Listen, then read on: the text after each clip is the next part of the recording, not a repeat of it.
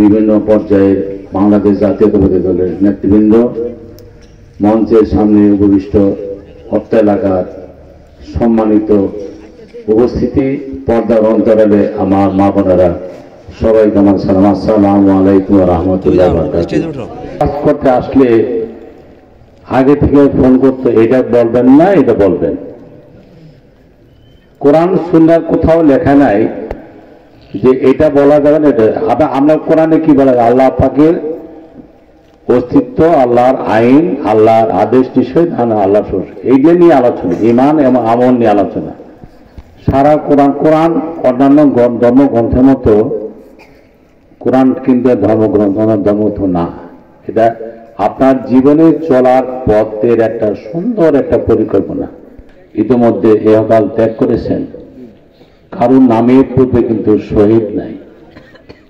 আল্লাহ পাক কার কপালে কি রেখেছেন আমরা জানি না, তবে জিয়াউর রহমান সাহেবের নামে শহীদ প্রেসিডেন্ট জিয়াউর রহমান সাহেব আছে। কেননা উনি বাংলাদেশি জাতীয়তাবাদ এবং ইসলামী মূল্যবোধে বিশ্বাস করতেন। সেই জন্যই আমার বিশ্বাস হয় ওলামায়ে কেরামগণ মনের আনন্দে ওনার আমলে এবং উনি ওনার পরবর্তীতে Begum mother of democracy Begum Khaleda Zia অসুস্থতা আছেন, ওনাকে আল্লাহকে হায়াতে তাইবা দান করেন এবং সুস্থতা করে আমাদের মাঝে ফিরে আসুন। এবং আগামী দিনের আমরা যাদেরকে আমি কল্পনা করতেছি, সেই একটি দফা বাস্তবায়নের যে নায়ক, সে জনাব বিএনপি ভারপ্রাপ্ত চেয়ারম্যান জনাব তারেক রহমান সাহেব, একটি দফা বাস্তবায়ন আমাদেরকে সবার মাঝে ছড়িয়ে দেয়, যাতে আল্লাহ পাক ওনাকে এমন কাজ করার তৌফিক দান যে কাজগুলো আল্লাহ পাক নিজে পছন্দ করেন। এই জন্য আমরা দোয়া করব আল্লাহ পাক তাকে এরকম কাজ করতে তৌফিক দান করে যে কাজগুলো আল্লাহ পাক নিজে পছন্দ করেন এবং আমাদের কি করেন।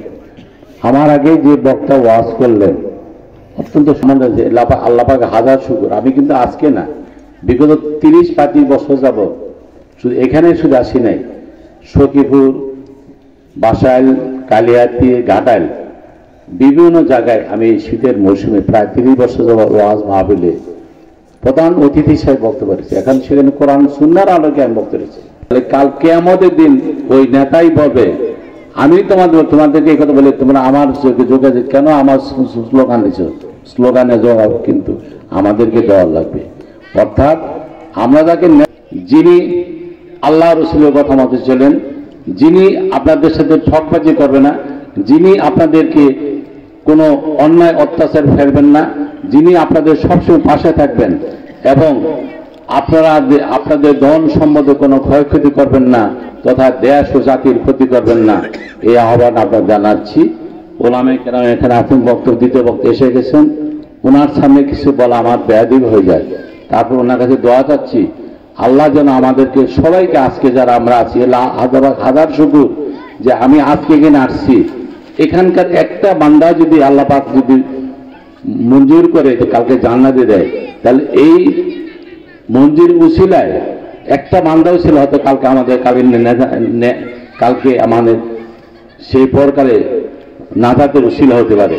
এই দোয়া কামনা করে, আপনাদের সবার মঙ্গল কামনা করে মা বোনদের কাছে আবেদন রেখে যাচ্ছি, আপনাদের সন্তান ভালো রাখেন। যুব সমাজ, হযরত জিবরাইল আলাইহিস সালাম বলেছেন বৃষ্টির পানিতে কত ফোঁটা পানি পড়ে সেই হিসাব আমার বলতে পারবো, কিন্তু যুব সমাজ, যুবকের যে ইবাদত বন্দেগী, এটি নেকি, এই নেকির গুনার শক্তি আমার নাই।